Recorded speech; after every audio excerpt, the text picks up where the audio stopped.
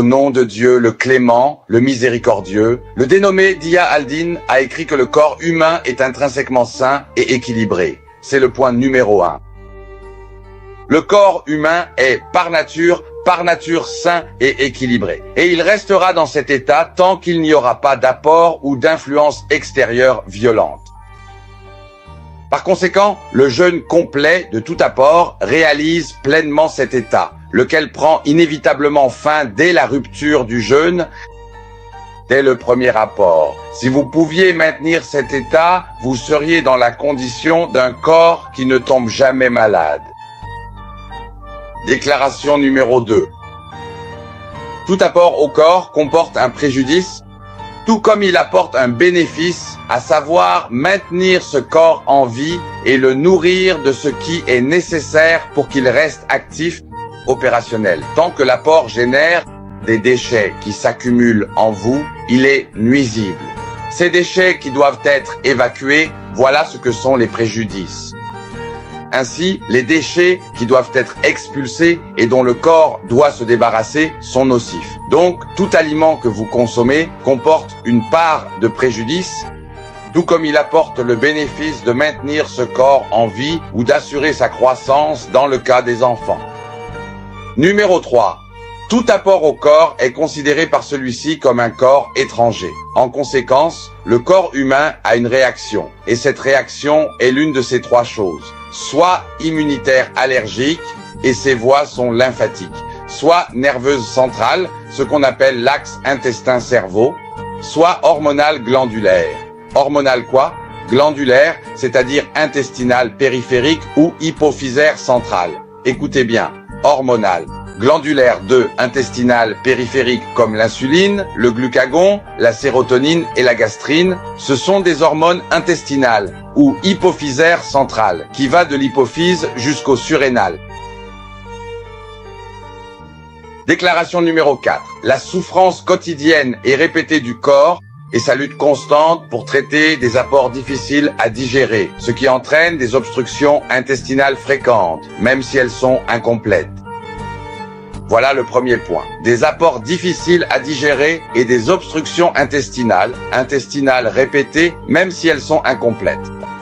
Ou des résidus nocifs issus d'une digestion incomplète, ou des apports contenant des stimulants pour le système nerveux, le système hormonal et le système immunitaire allergique, ou des apports contenant des toxines pures, résidus d'antibiotiques, résidus d'engrais, de stimulants, de produits chimiques et de fertilisants azotés, résidus de pesticides, ce que nous appelons quoi? Les résidus de pesticides, alors c'est quoi? C'est la souffrance du corps à gérer ses apports au quotidien. Difficiles à digérer, causant des occlusions intestinales répétées, même partielles. Des déchets nocifs issus d'une digestion incomplète. Des stimulants pour vos systèmes nerveux, hormonal et immunitaires allergiques, les trois. Ou de véritables poisons, comme les résidus d'antibiotiques, d'engrais chimiques, de stimulants puissants, de colorants artificiels, de produits chimiques variés. Et de pesticides dangereux. Point numéro 5. Cette souffrance est une pression constante sur un corps qui résiste sans cesse. Cela mène à des symptômes physiques et psychiques fréquents et liés, malgré le manque de lien apparent, d'où le nom de syndrome. Et l'absence de causalité directe dans ces relations, autrement dit le fait qu'il n'y ait pas de lien évident, a rendu le diagnostic particulièrement flou et incertain. La souffrance s'accroît progressivement, notamment à cause de la dérive des symptômes dus à l'interaction entre les toxines ingérées et les médicaments pris en parallèle. Je répète, la souffrance augmente car les symptômes dérivent suite à l'interaction entre les toxines alimentaires et les traitements médicamenteux, ce qui aggrave les symptômes. Qu'entend-on par imprévisibilité? Qu'est-ce que ça veut dire? C'est-à-dire que vous êtes intoxiqué par quelque chose et prenez un médicament pour un symptôme dont vous ne souffrez même pas. Alors le médicament pour la tension, mélangé à l'intoxication, a provoqué une réaction, une interaction médicamenteuse. Et vous ne comprenez rien, ce qui aggrave les symptômes et mélange les signes et les maladies, qui se regroupent. Par exemple, le groupe de la fibromyalgie, vous savez, celle du rhumatologue. Ici, le groupe de la tension, là le diabète, là les maladies immunitaires et là le groupe du cancer. C'est ainsi que se fait la répartition. C'est aléatoire avec des chiffres énormes. Point numéro 6. Malgré la variété des symptômes et des noms de maladies, il y a forcément un trouble digestif chronique. C'est une condition, même si les plaintes ont commencé dès l'enfance. Avec l'usage des antiacides arrivés sur le marché il y a environ 20 ans. Depuis 2005, les IPP ont envahi le marché, à commencer par le Controloc, le Parrain et tout ce qui a suivi. On ne doit pas les négliger. Et avec l'évolution de la maladie et l'apparition de cancer, on ne doit pas ignorer le rôle des antiacides dans l'apparition de ces symptômes. Numéro 7, le cycle de traitement de ce qui n'est pas la cause. Une pointe dans la poitrine. Vision trouble, bouche sèche. Douleur rénale. Envie fréquente d'uriner. Et l'attribuer à une hernie hiatale, au cholestérol, aux triglycérides, à l'acide urique, à toutes ces absurdités convenues. Celles-là, j'aime les appeler des absurdités. Oui, convenues, parce que nous sommes les dissidents. Nous sommes les dissidents. Nous sommes les malins, les disciples d'Ali Al-Zaibak. Déclaration numéro 8. Changement des preuves analytiques.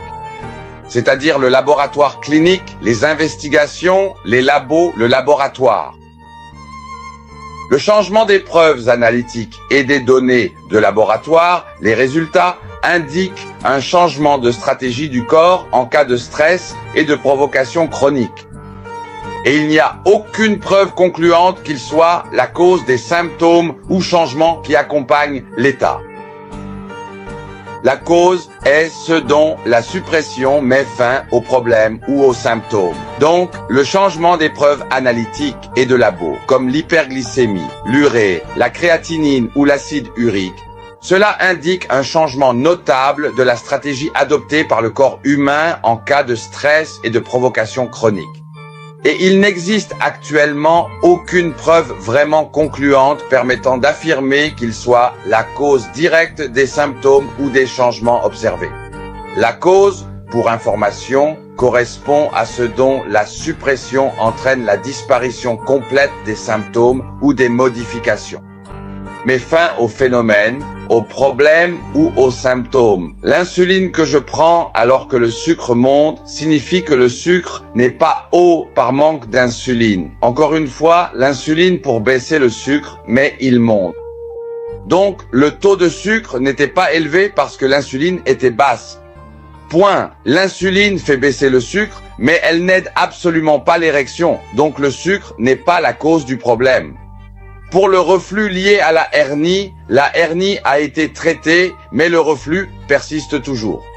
Pour le reflux bactérien, la bactérie a été traitée, mais le reflux continue malgré tout. Numéro 9. L'interprétation des analyses de laboratoire, comme le sucre, l'acétone, le HDL, le LDL, l'urée, la créatinine, les minéraux et les fluides minéraux conducteurs d'électricité, les électrolytes, sodium, potassium et chlorure. Lier cela directement à la nature de l'alimentation est une approche superficielle et totalement erronée. Revenons-en. Au numéro 9. L'interprétation des analyses de labo, comme le sucre, l'acétone, le HDL, le LDL, l'urée, la créatinine, les minéraux et les fluides minéraux. Et lier ça à la nature de l'alimentation, c'est faux. C'est 100% faux. Pourquoi? Parce que ces marqueurs sont les mêmes chez tous les mammifères. Et les créatures ovipares qui possèdent un foie. C'est-à-dire que le crocodile a un foie, et la poule a un foie. Et les mammifères, la vache qui mange de l'herbe, et le tigre qui mange de la viande et boit du sang. Tous ont du sucre, de l'acétone, du HDL, du LDL, de l'urée et de la créatinine. Même le rat. Donc les mammifères et les ovipares, ceux qui pondent, les oiseaux, les poules, le crocodile. Celui qui a un foie doit avoir ce que j'ai dit. HDL, LDL, acétone, sucre, urée et créat. C'est la nature. Dieu l'a créé ainsi. Le foie produit ces choses. Le foie produit ces choses. Donc tous les herbivores, les carnivores et les omnivores, tous ceux qui possèdent un foie, le pigeon, la poule et le crocodile. Tous ont de l'acétone, de l'urée, de la créatinine et du sucre. Voilà, et le singe au passage, parce que j'adore les singes. La hausse ou la baisse de ces valeurs par rapport au taux habituel est intrinsèquement liée au changement d'état du corps, par réaction nerveuse, hormonale, immunitaire ou allergique. Peu importe la nature des apports. Ça veut dire que ce n'est pas parce qu'on mange du sucre que le taux de sucre monte, ou que manger des protéines fait monter l'acide urique. C'est faux. Faux, c'est totalement faux. La hausse ou la baisse de ces valeurs indicatives par rapport au taux de mesure habituel est liée intrinsèquement au changement d'état du corps, par réaction nerveuse, hormonale, immunitaire ou allergique. Peu importe la nature des apports. Ça veut dire que moi, en tant qu'être, un canard avec des pattes de canard, je suis l'égal du tigre, mangeur de viande et buveur de sang. Tu as compris? Je suis un canard avec des pattes de canard. Je suis mis au même niveau que le tigre carnivore. On a tous les deux de la créatinine, toi et moi. Tu as de l'urée, j'en ai aussi. Tu as du sucre, de l'acétone, moi aussi. Écoute, peu importe ce que tu manges, oui, ton corps va forcément réagir. Il réagira selon une certaine stratégie.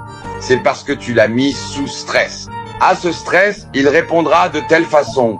Tu as compris quelque chose ou pas? Le point numéro 10, le dernier du bilan. La capacité du corps à se régénérer par remplacement, synthèse et création.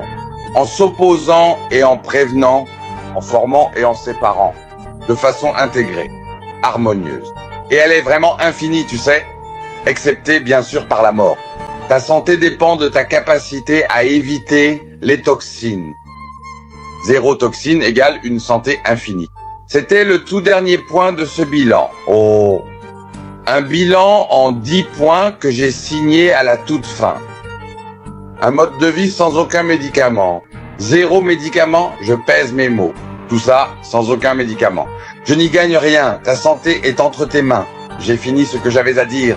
J'ai fini ce que j'avais à dire.